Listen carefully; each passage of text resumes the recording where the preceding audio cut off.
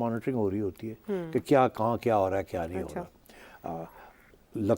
बनाई तो इसलिए जाती है कि कोई गड़बड़ ना हो, मगर क्योंकि ये कमेटी बड़ी पावरफुल कमेटी है तो गड़बड़ अगर चाहे ये कमेटी तो गड़बड़ भी कर सकती है। अब कैसे गड़बड़ कर सकती है? कैसे? गड़बड़ तो सिर्फ आरओ के जरिए हो सकती है ना, या प्रिजाइडिंग अफसरों के जरिए हो सकती है। तो अब ऐसे केसेस भी होते हैं कि जब अगर कोई रिगिंग शिगिंग करनी हो कहीं और ये कमेटी जो है ये फैसला करे कि जी यहाँ हमने कुछ करना है, तो जाहिर है फिर आरओ के जरिए ही होता है ना जी। फिर आरओ को बुला के समझाया जाता है कि ऐसे करना है ऐसे करना है ऐसे करना है। तो मेरे इल्म में ऐसे है कि एक आध ऐसी जगह मतलब सिचुएशंस ऐसी हुई हैं जहाँ आरओ को बुला के समझाया गया है कि ऐसे करना है और ऐसे नहीं करना।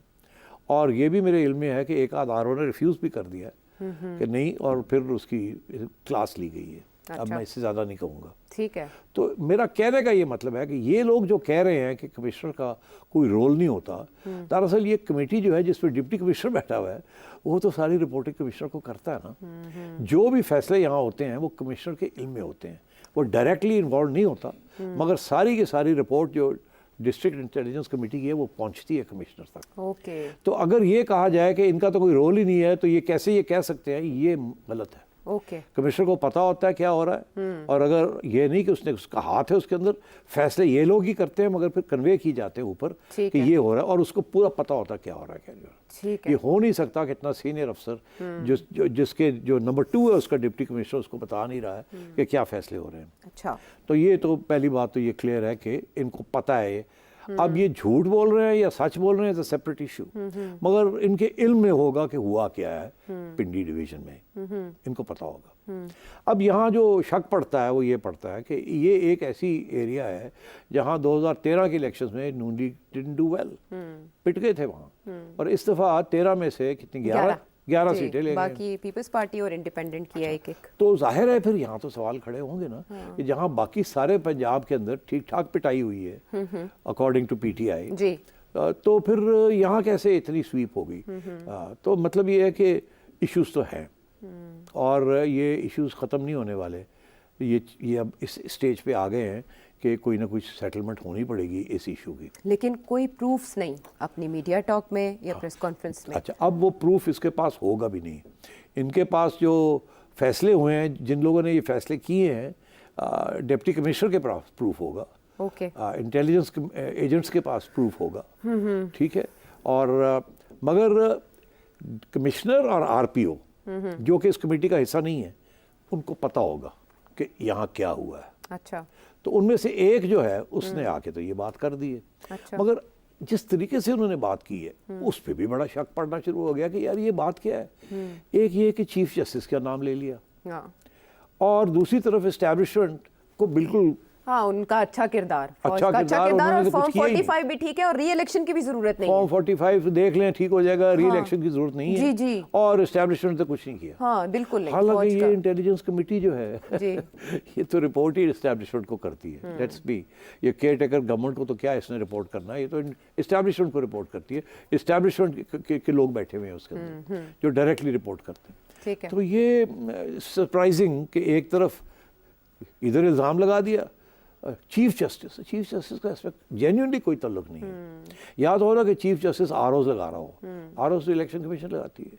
ट्राइब्यूनल्स जो बनती हैं जजेस की, वो हाई कोर्ट के चीफ जस्टिस नाम देते हैं जो कि ट्राइब्यूनल्स में, इलेक्शन ट्राइब्यूनल्स में जाते हैं। चीफ जस्टिस पाकिस्तान का क्या रोल है? अच्छा, सिर्फ उसमें उसको क्यों टारगेट किया गया? क्यों किया गया? तो ये भी सवाल अब खड़ा हो गया है। असल में चीफ जस्टिस ने ऑर्डर किया था ना कि वो चाह रहे थे, पाकिस्तान तहरीक इंसाफ चाह रही थी कि ये अदलिया की ज़ेर निगरानी हो इलेक्शंस, लेकिन चीफ जस्टिस ने कहा ब्यूरोक्रेसी, अब ये केस लगना भी है। So therefore, नाराजगी चीफ जस्टिस से भी है ना कि नहीं है? बिल्कुल है। और चीफ जस्टिस के ऊपर सबसे ज़्यादा नाराज़गी पीटीआई की और पीटीआई की हमदर्दियों की यही है ना कि उन्होंने इलेक्शन सिंबल वो भी ले लिया, इनसे। और इनफैक्ट सबसे बड़ा जो दाग है चीफ जस्टिस के ऊपर वो ये है।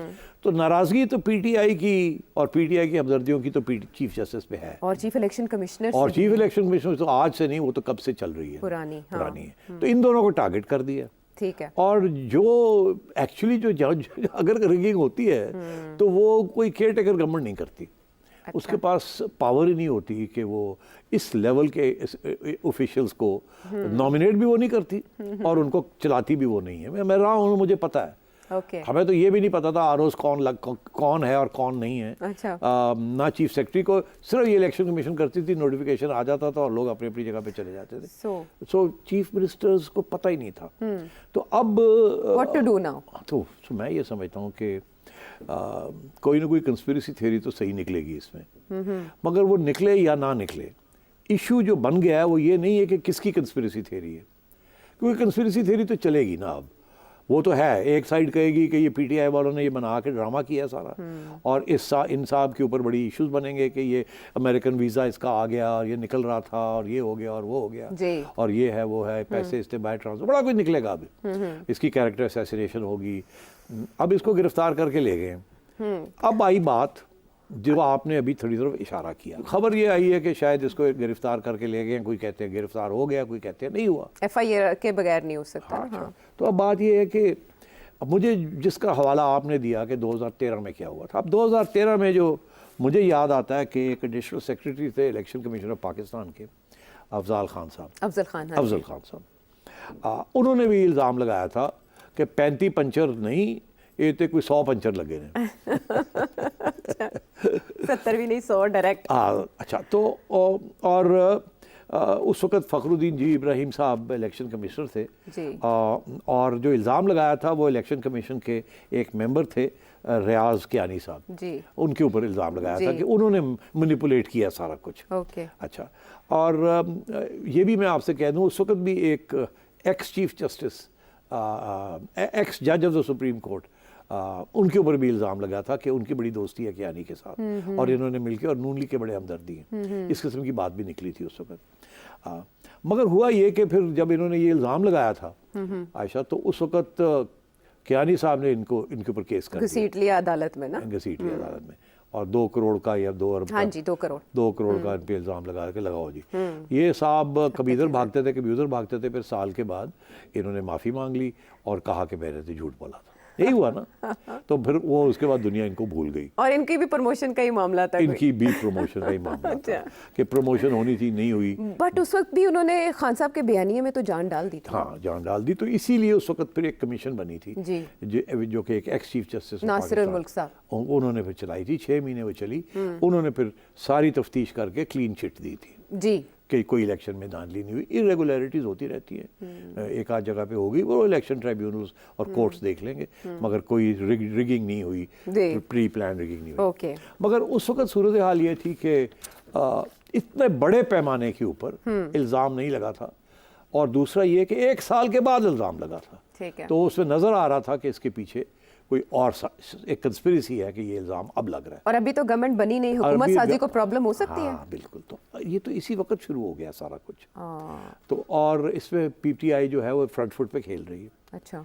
तो अब इसमें जो कॉम्प्लिकेशन आनी शुरू हो गई है, जिसकी वजह से इसकी अहमियत बन गई है कि अब सवाल और भी खड़े होने शुरू हो गए, जो कि मुझे आई एम श्योर तुम्हारे ज़हन में है कि जी अब गवर्नमेंट बनेगी नहीं बनेगी, एस्टैब्लिशमेंट क्या फैसला करेगी, अदालतें क्या फैसला करेंगी, इसका क्या नेट इफेक्ट होगा। आप ब्रेक से पहले आप चाहेंगे इसका जवाब देना या हम वापस आए ब्रेक? कितने मिनट हैं? We are about to take break. तो ब्रेक ले लेते हैं फिर। चलें, हम ब्रेक के बाद फिर ये डिस्कस हम ब्रेक हैं ताकि आपको ये बता सकें ब्रेक से आके कि हुकूमत साजी को ब्रेक लग सकती है या नहीं।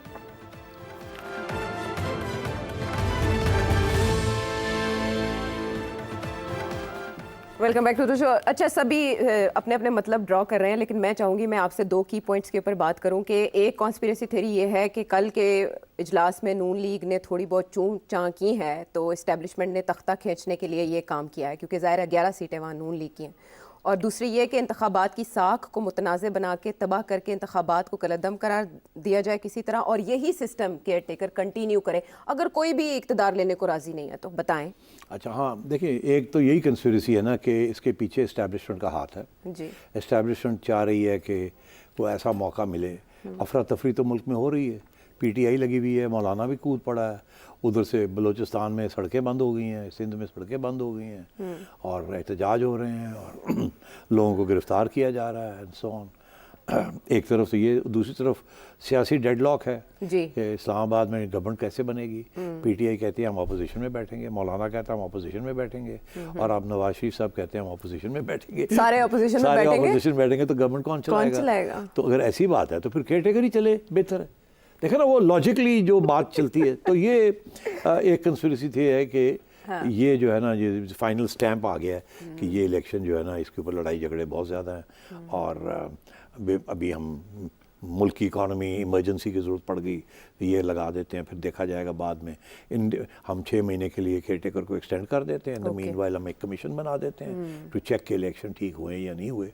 ये सारे इल्ज़ाम जो है उसको चेक कर लेते हैं, इतनी देर में हम IMF प्रोग्राम ले लेते हैं। तो ये कंस्पिरेसी थ्योरी, ठीक है ना, कि जी इसके पीछे भी इस्टेब्लिशमेंट का हाथ है। राइट, ठीक, ओके। तो एक तो ये कंस्पिरेसी थ्योरी। दूसरी कंस्पिरेसी थ्योरी ये है कि